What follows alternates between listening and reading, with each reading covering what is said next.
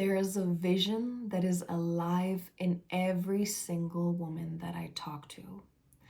And it's this vision of a divine union or the divine union, a relationship filled with deep intimacy, raw, real. There's eroticism, there's fulfillment, there's harmony, there's reliance, trust, responsibility. And with that comes a picture of this strong masculine counterpart, that divine protector, that godlike figure. And yet, so many are experiencing the opposite. So many are experiencing a lack of intimacy, a lack of magnetism, a lack of trust, lack of respect. And the good news is, and I'm here to remind you, life is a mirror. And I know that you've heard that 1,000 times. And yet, a lot of you do not embody that yet. And I'm not saying that I am embodying that to fulfillment. I'm speaking to all of us. Life is a mirror. So that means 99% of the time, it is your responsibility. And it's because you are not embodying your full truth as this divine grown woman. You do not embody these ride or die, like I'm in it, I'm devoted frequencies yet. And with that, it makes it impossible to pull out the strongest, most embodied version of your man. And it also makes it impossible for a strong man that respects himself to even enter your field. And again, this is really, really good news because we can take responsibility, and I know you're here for that. So today we're going to shine a light on divine feminine traits. And you know me at this point, at least if you've watched some of my videos, I don't do fluff. So this is not a fancy, sweet list of these are divine feminine traits. This is the real stuff. Like, we're going to shine a light on some blind spots that are very hard to detect. And the way I work is when I get an idea for a video or for content, I allow the school of life to teach me. So I've been sitting with this list for over a month and I've been gathering evidence in my own life. I've been allowing life to show me what is it that I had to learn. And also in my sessions, I see what is not embodied in a lot of women. And again, anytime a woman comes to me and we speak about the relationship and there's a lack of intimacy, there's a lack of fulfillment, or her partner shows a lot of weakness and she's not safe in it, there are so many blind spots within her. There are so many ways where she hasn't risen into her truth. And it seems like our truth should come natural, but a lot of times that isn't the case. A lot of times our actual divine truth and our highest being or highest expression is the polar opposite from everything we've learned and what was normal to us. And even though we're now keeping this vision of the divine feminine alive in us, if we observe the total opposite our whole life, there is a time where, yes, we hold the vision of the divine feminine, but it isn't embodied. And there are blind spots where we sometimes need someone else to shine a light on them. And most of us grew up in quite traumatic environments, right? This doesn't mean like gunshots and like complete unsafety, but it's very traumatic if you witness a dead relationship. It's highly traumatic for your soul if your parents are living together as roommates. That's traumatic shit. Like, that's not normal. And so even that is traumatic. And if we witness that as a child, we might look at it like, yeah, that's kind of not what I want. But we're absorbing that like a sponge. We're still absorbing certain qualities of these relationships and dynamics and interactions. Or for a lot of us, divine father figure wasn't present at all, and divine mother essence wasn't present either. So even though now we desire to embody that, a lot of times what lives in us still and needs to be alchemized is the opposite. So we're here for that today, to look at some of the ways we've might been acting out, or some of the dynamics we've been playing out that are not in our truth. And therefore, again, we're not pulling out the deepest truth in our man, or we're not attracting a man that embodies that deep truth. Because again, someone who is embodied in these qualities cannot be magnetized to a field where this is lacking. And I so love the exploration of relationships, whether in sessions, whether here with you on YouTube, or in my own life with friends, because this is the alchemical container. Like, this is where we grow into more God. And therefore, naturally, this is oftentimes the most challenging aspect of our life, because this is where nothing can hide. This is where all the gunk has to come to the surface. So if you're experiencing, again, sometimes even freaking devastation and hopelessness, if you experience lack of intimacy, if you are experiencing no romanticizing, no romanticism, no sexual attraction whatsoever, a lot of times it's not a big deal. A lot of times it's just something you weren't aware of. And it oftentimes just takes that one illumination, that one moment of truth, that one moment where you can see without illusion. And it'll evaporate a lot of the BS that you are carrying with you. So let's get started. This is also part 2. So last week we were starting this whole exploration. You don't have to go and watch the first part right now, but you might want to watch the first part after this video if you're interested and if that's valuable for you. Whew.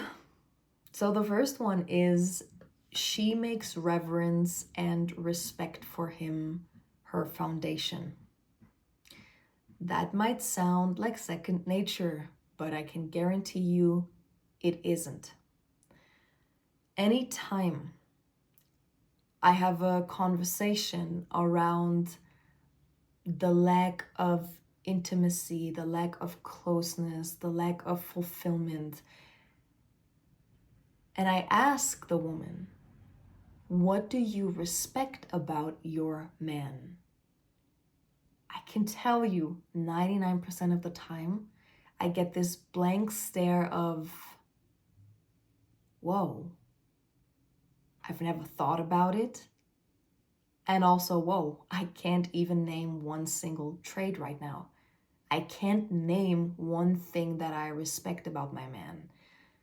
And that's quite wild, because if you've asked a man, what is more important for you, to be loved or to be respected, I can guarantee you that most men would gravitate towards, well, being respected is the foundation for love.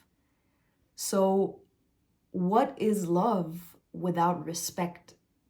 It's quite meaningless, because in the end, you have love for so many people and you have love for your man. But if there's no respect, if there's no adoration, admiration, reverence, that's what creates intimacy. That's what creates this longing for one another. That's what creates this erotic spark. This is what has you looking up to him as like, wow, what a human being. What an honor to share life with this person. Love isn't enough for that. And so if there's a lack of respect, there has to be a lack of intimacy. And so again, this should be second nature for us, or it should be like, yeah, duh, respect is the foundation for a relationship. but it isn't. And again, the amount of times that I get blank stares where a woman can't name one single trait she respects about her man, that's sad. And that's also partially your responsibility. Now, it's not necessarily your responsibility if your man acts in ways that you don't respect, if he has habits that are not respectable, if he says things that are not respectable, if he walks through life in ways that are not honorable. That's not necessarily your fault, but it's on you to recognize that and bring it to the surface. And a lot of times what happens is there's an action or there's a moment where we lose respect for our man and we simply let it happen. And then it just goes downhill from there. And this is where your responsibility comes in. When you feel yourself losing respect, when you feel your heart close, and losing respect can come in many ways. Sometimes it's a moment of disgust. Sometimes it's a moment of, I'm repelled. Sometimes it's a moment of, oh, I'm getting numb, right? You are the one that has to detect how that shows up for you. But if you look deep, you can always see, oh, that was an action that is not respectable to my highest essence. And a lot of times women fail to acknowledge that. Women fail to acknowledge that moment when that happens because it's fluid, right? Just because your man in itself is a very respectable and honorable person, you can still lose respect in little moments. Maybe he didn't show up right in a moment. So it's very fluid. Just because it's established once doesn't mean that it's now just there.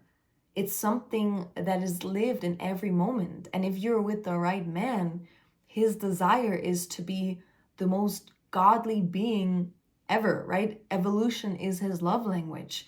He's here to step into his highest self. He's here to live a life of honor. He's here to be adored and to be admired for the right reasons. And he's here to do the same thing, right? So equally, he reveres you and he adores you. And your oracle knows when something isn't in integrity. And that's the moment she might lose respect. But this is where it has to be brought up. So it's your responsibility to not just let it go downhill and witness yourself losing respect for your man to a point where there's nothing you can even point out. And why the F would you want to be intimate with someone you don't respect? Like, why would you want to make love to someone you do not respect? Why did you want to be in a field with someone that you have no respect for? And what is at the other end is oftentimes there is a shame on the woman's side for not respecting her man. But again, this is something you both have created together, and it is not a big deal. It is something that simply has to be reestablished. And it happens, right? We lose respect for one another when we step into lower expressions. And that is the stuff that is alchemized in a relationship. Like, you get to see the lowest expressions of a human being, because the relationship is usually that safe container where this is lived out, right? The lowest expressions of you that only your parents know or your partners. And so it happens, right? We experience lower expressions, they come up to be alchemized. And in that moment, we might lose respect for our partner. We might lose respect for our man. You might lose respect for your woman. That's okay. That's not on you. And there's nothing to be shameful for that you just lost respect for someone. It's simply something that needs to be re-established. And sometimes major things happen, right? Sometimes someone cheats or someone does something that feels almost like, fuck, how am I going to forgive that? Now, in that, there is a chance that your man can show up with more honor and more respectable than you could have ever thought. So oftentimes these major breaks, whether it's it's cheating or it's something that is just a major break for you and for your boundaries, can actually be the opportunity where your man can rise into his highest expression, or where he can show up and show you that he is what you always saw in him.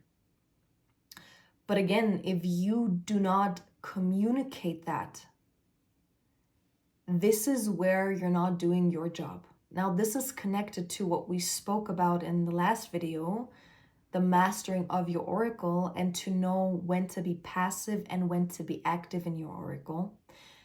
And most vital is for you to even acknowledge what's happening here, to be aware that, hey, I'm losing respect right now. That's most vital, because most of the women are not even really aware of what's happening.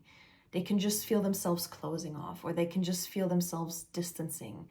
And they're not acknowledging that, hey, he's doing something that I do not honor and I don't respect. And so that is your job, to acknowledge first what's happening within you. Oh, fuck, I'm losing respect right now. Why is that? And then activate the oracle, either communicate it or passively, if that's what's necessary, invite him to show up strong again. And your oracle knows what to do. That's a very spontaneous expression, right? This is nothing that I can talk about now, how that's going to look like. But for that, you have to invite that lens of respect, reverence, and adoration into your relationship. And again, it's very surprising for me how little that is alive in a lot of relationships. And this might be a cultural thing, right? There are cultures where honor, respect, reverence is just more on the forefront. And I grew up around a lot of Middle Eastern cultures, a lot of Russian cultures. I am from Germany. And our culture also has this high honor code deeply ingrained. So that might not be something you grew up with, but it is essential. So that might have been a blind spot that caused a lack of intimacy. The next one is so important, and it's such a divine feminine trait that I never really hear talked about. She is not afraid of harsh truths. Now, I see that in so many relationships. There is a stuckness, there is a devastation, there is a looping, because you are not revealing what needs to be revealed. It's because you are not speaking what needs to be spoken. And there is this notion where I hear, I don't want to hurt him. I'm afraid that's going to hurt him. And now the divine feminine does not mistake making excuses for weakness with compassion. And I'm going to say that again. Making excuses for someone's weakness is not compassion.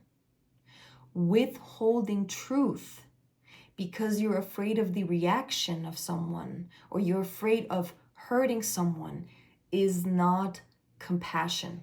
It is not compassionate to shield someone from a harsh truth because it might hurt them. And there also comes this connotation of, well, I'm supposed to love this person unconditionally. And even though I'm witnessing a car crash about to happen and I could stop it, I'm not meant to, because I'm here to witness with unconditional love. There is something quite distorted in that. And the problem is, there's this, I hear this, like, I'm here to love unconditionally. This is actually destructive. And unconditional love is a cosmic concept. And sometimes we hear these cosmic concepts and we attempt to translate them into this physical reality because we're good human beings, but it actually creates more devastation. What I mean by that with unconditional love is a cosmic concept. Unconditional love is the root of all. It's when we look at the root of a relationship, like if I look into the root of the relationship with me and my man, there is nothing but pure love. There is an eternal love that regardless in what will happen in this lifetime, nothing could ever break or change. There is a love that is beyond anything that I could ever explain. That is unconditional love. But it is a cosmic concept. It is eternal. That doesn't mean that this is translatable into everyday interactions. Unconditional love does not mean witnessing a car crash. Just because you're interfering doesn't mean you're not loving this person unconditionally. It's a cosmic concept that is not always translatable into our physical interactions. Sometimes the most unconditional love is to interfere with the progress of someone and to share the harsh truths that you're seeing, is to point out the addictions or the habits that are destructive. And I feel like a lot of times, and I see that in a lot of sessions, that women have that twisted. They witness the destructive patterns of their man without interfering because they believe that wanting to change someone isn't unconditional love. And so become aware of the times when you drag cosmic concepts into your life because they don't always apply for our human experience here. Recognize the difference between love and martyrdom. Being a martyr and suffering in a relationship is not unconditional love. That's not unconditional love for yourself. So my question to you is, what is the harsh truth that needs to be spoken? And again, making excuses for someone, I'm going to say that again, making excuses for someone's weakness is not compassion. Oh, he's acting like this because he has been traumatized. I get it, because his parents were like this and his mother was like this. And oh, he just experienced this. If your man isn't showing up in his strength, it is on you to call him back into strength. Always. Always. And you don't have to protect your man from truths. He does not need your protection, because underneath there's almost something twisted. Like, why do you think that you have to protect someone from truth? Everyone has God within them. So everyone can handle truth. So stop acting like God doesn't exist within your man. And truth is harsh sometimes. That's the nature of it. But it's not as harsh as the compounding decline that you could have prevented if you spoke your truth. Like, how many times have you heard, oh wow, I wish you would have told me sooner. Or wow, I wish I would have known that. And for that, we come back to something that we spoke about in the first video. The divine feminine is not afraid of consequences. Is it really that you're afraid to hurt him? Do you really want to protect him? Or are you afraid of the consequences of the truth you're meant to speak? Right? Because oftentimes this whole like, oh, I just don't want to hurt him, isn't the full truth. This is the very, very first layer, but there's something underneath it. Like sometimes it's a false sense of self-preservation, sometimes it's manipulative, sometimes you're afraid of the consequences. As a rule, your man does not need your protection, but he needs your truth. And we as women come in this glorious, lavish, sweet, round packaging for a reason. We are able to deliver truths without flaring up someone's ego, right? Even if your man is very evolved, the way you transmit something might have him in this like shielded mode. But you as a woman have this superpower of transmitting a truth like no one else can. So make use of that power. And this gets us to the next trade. You are here for evolution, not to be recognized for it. And we spoke about that in the last video. You have a shared psychic body. Like you have your own psychic body, your man has his psychic body, but when you come together, there's a third entity now, there's a third psychic body, and both of your fields are fueling this psychic body. And this psychic body is programmed for the highest evolution, the most divine beingness. So your oracle is seeding his consciousness. So you don't even have to say anything. The moment awareness comes in, transformation happens. So you might see blind spots in your man and you don't even have to mention them because you are sharing a psychic body.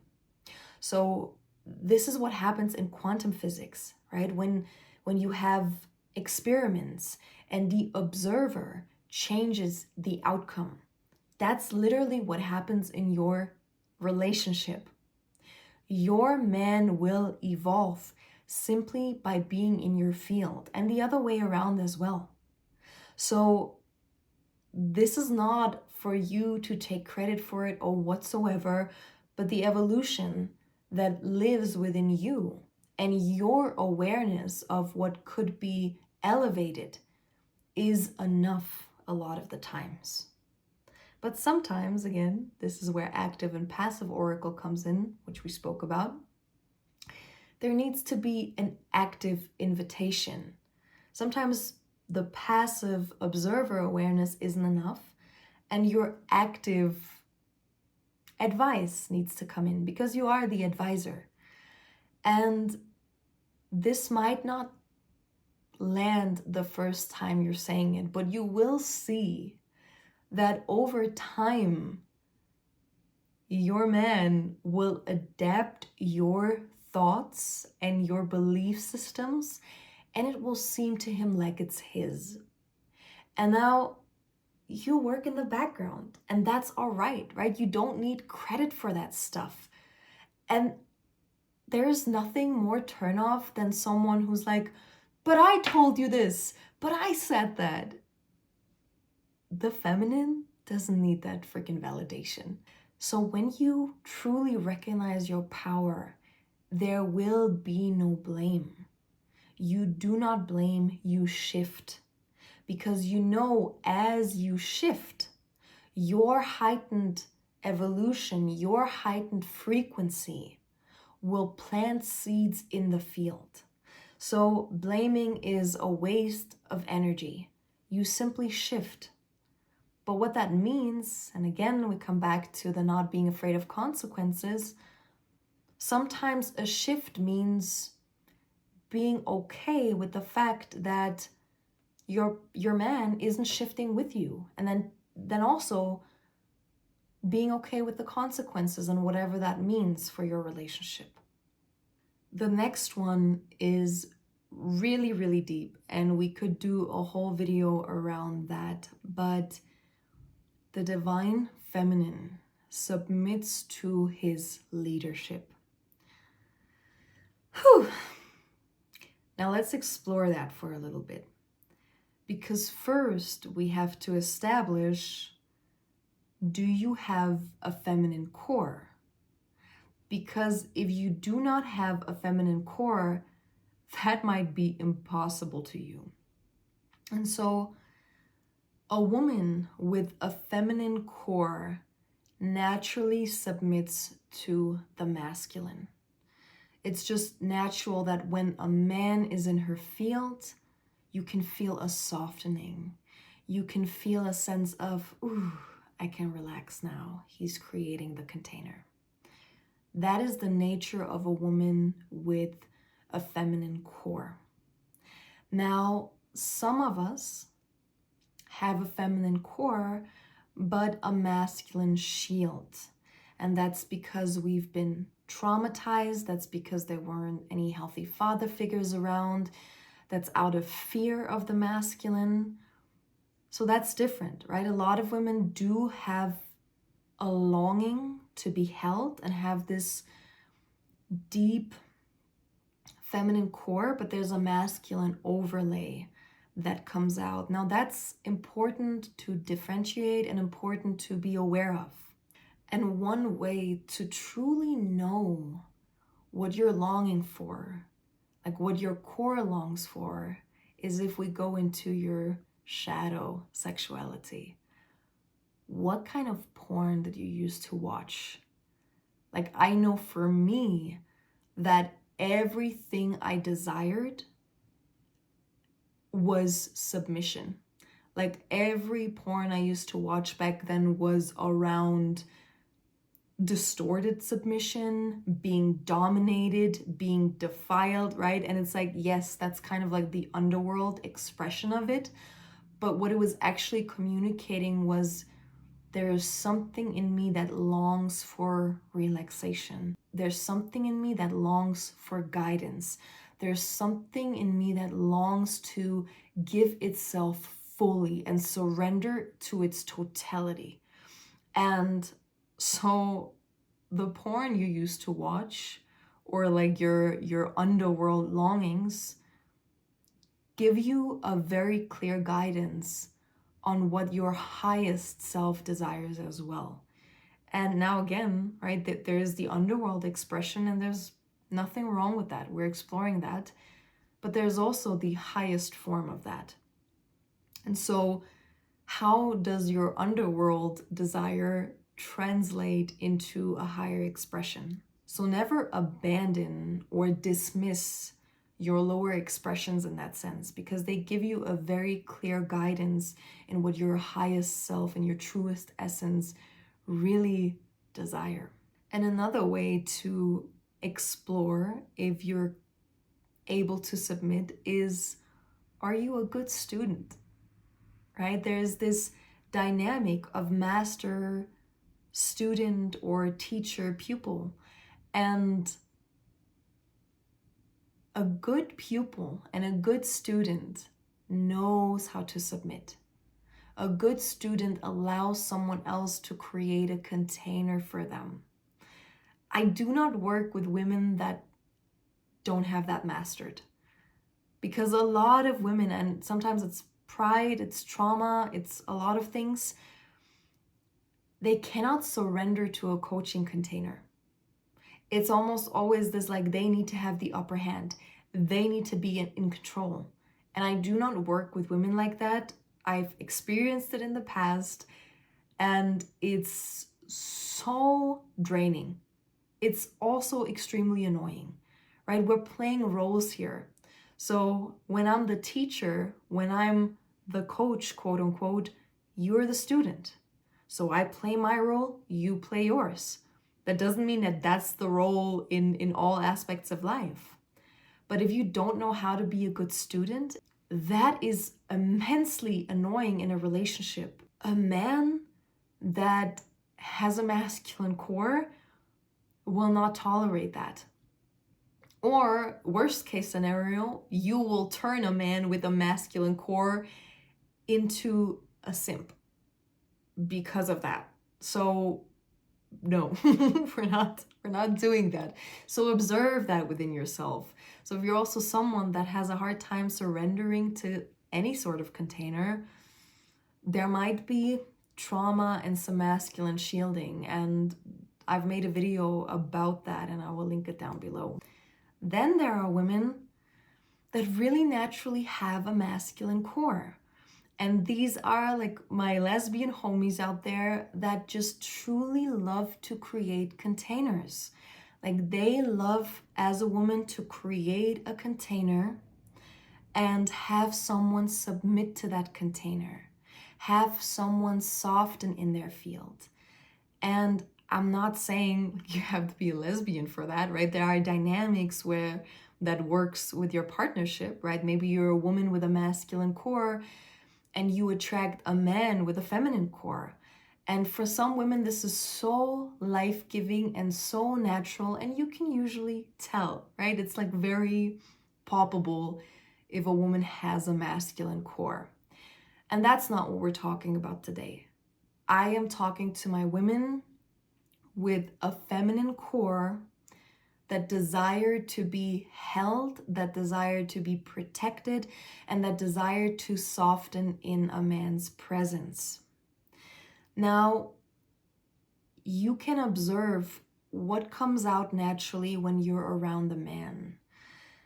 Because sometimes due to trauma, I detect women displaying this whole like competition thing. They have a feminine core, but their trauma makes it almost impossible to experience that. And so it's quite immature, because immature in a sense, she hasn't brought awareness to that yet. So I see women kind of like doing this whole like who has the bigger balls, and that's due to trauma. So I want you to, if you are desiring to be held, have a submissive orientation, right? So observe yourself. Am I being oriented towards softening and submission, or am I in competing mode? And oftentimes this happens because of trauma, right? A woman that is in her masculine shield will test her man because she's so afraid. So she will take every opportunity to question his manhood to see if he's really strong enough. Now, of course, this goes both ways. There is a testing that is very natural to your oracle, and there's a testing that comes from trauma. Again, this is a whole video we could create around that. When you test out of trauma, there is like this constant like, are you man enough? Are you man enough? Are you man enough? And there is very little softening. No man that is in his strength will feel attracted towards that. A man that is very firm in his leadership, a man that is trustworthy, a man that is strong, will not invite a woman like that into his field. He will reject that because that's immature and it's draining. A real man that is firm in his leadership, that is devoted, that has a vision, that is here to create the container for the relationship, will adore a woman that submits to his leadership. He will revere her for that. Because what happens when we submit to leadership is, and that's very specific, but as a woman, you are the oracle, you are the force of nature. And a real man knows that. A real man knows that life comes from women. A real man has such a reverence for women that when that force of nature submits to him naturally, there is no greater validation for godliness in a man than that. So that can never be forced and it can never be inorganic, right? There's an organic submission that happens when there's God embodied next to you. And to fake submission would take that away. And so this gift of submission you give him is without words, but it has to come natural. And it's this force of nature that cannot be tamed. But she trusts in your guidance so much that that force of nature gets to soften in your presence. That is a gift that a man receives when he masters his divine qualities. So I know there are some masculine teachings that call forth the submission of a woman. And I see that a lot in like Christian teachings where, well, you have to be submissive, or even in Islamic teachings. And submission, you can be oriented towards submission, but you can never fake it. If you fake submission, you're stripping your man of the greatest organic gift he will ever receive, which is the force of nature bowing before him, the force of nature softening next to him. If you fake submission because you believe that will have your man grow into more strength, you're stripping him of that. That's ecstasy. Like that's bliss and ecstasy. But that requires mastery. That requires the mastery of the man. And that requires you to long for such softness. Be oriented towards submission. Catch yourself when you show up in immature ways. Catch yourself when you're trying to compete. Catch yourself when you're questioning his manhood with every action that he takes. The next divine feminine trait is, are you nurturing and deeply present? The divine feminine is anchored in her mother presence, like that mama lives within you. And if you can give that to a man, the right man will get hard for that. And I mean that. It's so wild to see true arousal and what creates true arousal. It's not distorted eroticism. It's the desire that you invoke in a man when you are safe, when you are nurturing, when you are present. Like that's divinity. And a lot of women do not embody that yet fully. A lot of women talk too much. And when you talk too much, it's the opposite of presence. It's the opposite of nurturing. It's draining. When you speak too much, you're not in the role of the nurturer. And that's okay, right? There's a balance. But if you use words, you overly use words and you talk too much and you talk too much about mundane stuff, there's a presence that is lost here. And in that, you're losing the polarity. So observe yourself. Are you just a waterfall of words pouring onto your man? Or when you're dating someone, are you just talking too much? Or do you use your words wisely? Do you exude a nurturing presence? Do you care for this man? Can you see into his heart? That's a quality that a man that is integrated and embodied will detect immediately. And if you do not embody that, there's an immaturity that comes with that. And an embodied man won't even enter your field. You cannot magnetize a strong man, a godly man, if this isn't something you're mastering. I have a wonderful container open called S.C.I. check that out. I'm not going to share too much, but it's our superior creation initiation, and it's the absolute most affordable way to work with me and get a lot of my inner work processes, like most of them. So if you're curious, you can feel it in your body. I don't have to share much about it. It's here. And I love you, and I'll see you next week. I hope this was helpful and could shine a light on some of the blind spots in your relationship or within you. Please like and subscribe to support the channel, to support our evolving community, and for more beautiful deep dive content. I love you.